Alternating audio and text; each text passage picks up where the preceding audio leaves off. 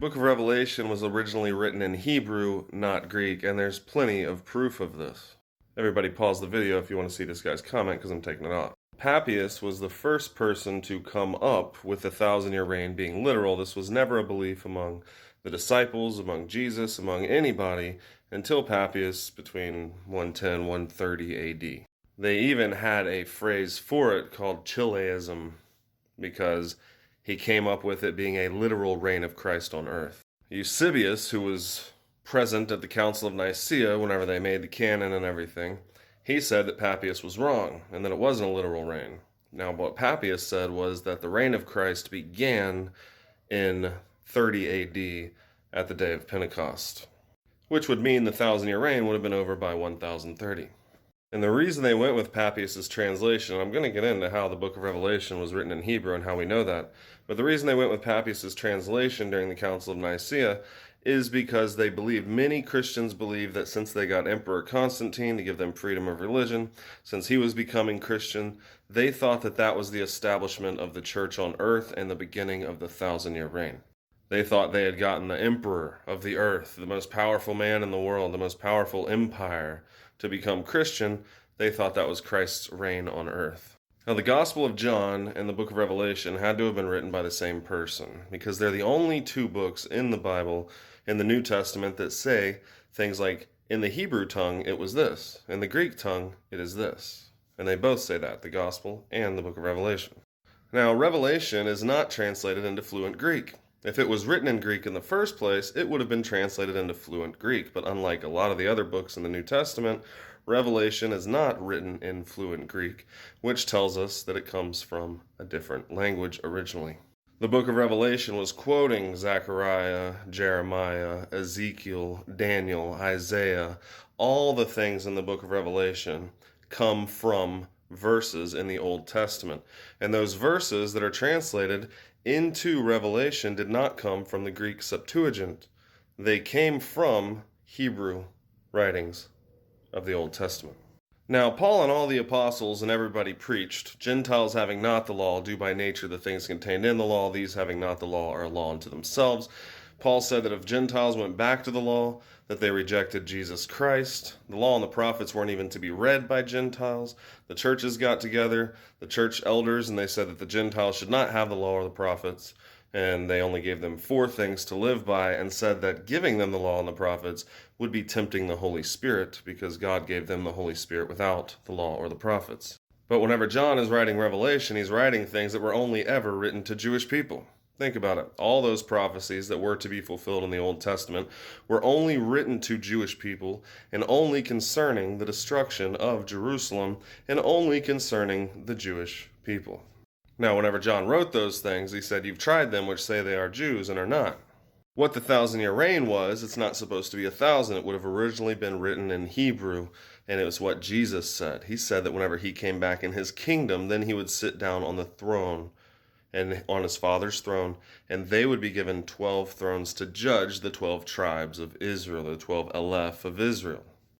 So the word Aleph in Revelation is supposed to be the same word that they use for judgment is the same word they use for reign. It's the same word. They would be given 12 thrones to judge, right? Judgment upon the 12 tribes, the 12 Aleph of Israel. If you take that word Aleph and you translate it as a word, they would have gotten tribes. Instead, they translated it as a number and got 1,000. So Satan was locked up for the reign of the tribes. We also know this because it says it in the book of Revelation, that Satan chased the woman, the remnant of the seed. So first you got the resurrection, and then Satan chases the first resurrection of the 144,000 that were the first fruits unto God. Satan's cast down, chases the woman. The earth opens up its mouth and swallows up the flood that the dragon cast out of his mouth after the woman. And Satan was thrown into the bottomless pit. When? Whenever they were given thrones. When were they given thrones? To judge the 12 tribes of Israel. When were they given thrones? To destroy Jerusalem and Mystery Babylon and those that killed the apostles. When were they given thrones? When Satan was thrown into the bottomless pit. And that was the first resurrection. And the first resurrection happened whenever Jesus returned, and it happened in 66 AD. So they should have translated that in Revelation chapter 20 as the reign of the tribes, or during the tribes' reign. There's other proofs, Jesus said. Some of them standing there would not taste death until they saw the Son of Man coming in his kingdom to reward every man according to their works. This didn't happen until after the 1,000-year reign. And they did not live 1,000 years. Some of them were still alive until after the reign of Christ. Those were those who fled into the wilderness. And you can try to go by the fragments that these scholars have found in history and put together their own beliefs. It is absolutely their own beliefs, and they know that it's theories. Or you can go by what it says in the Bible, that all of them, most of the Jews, spoke Hebrew back then. Whenever Paul was going to talk to the chief, that whenever he was going to prison, the chief said, he said, "Can I speak with you?" And the chief said, "Can you speak Greek?" He thought it was a strange thing that Paul would have been speaking Greek to him because he was a Jewish man. But then Paul started speaking in the Hebrew tongue, and all the Jews that were gathered from all different places became more quiet and gave reverence because they heard him speaking in the Hebrew tongue. Now we know that John and Revelation were written by the same person. As I told you, not only is it the same language and the way John talks about himself in third person and everything, we know that it's that because he said things like, in the Hebrew tongue it's this, in the Greek tongue it's this.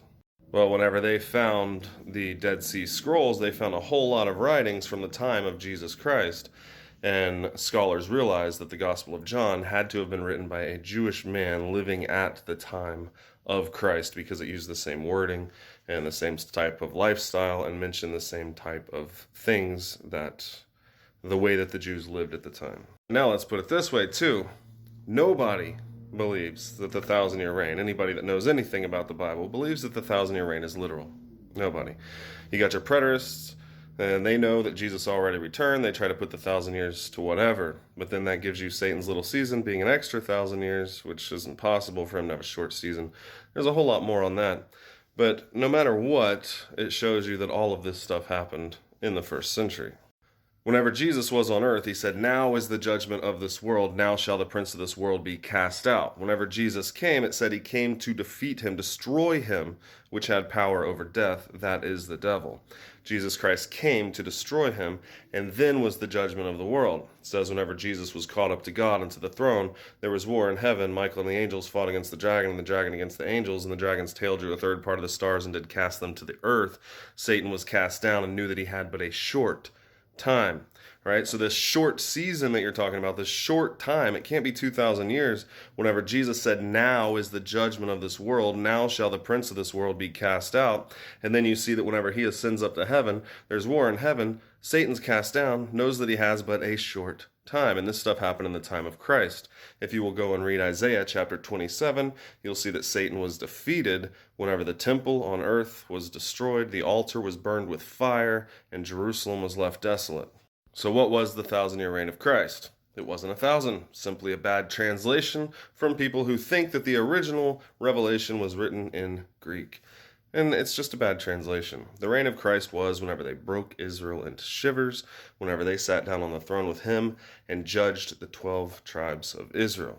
Everything that Jesus said and did already happened. We should not be living for Jesus today. Real Christianity ended in the first century. I have videos explaining all these things.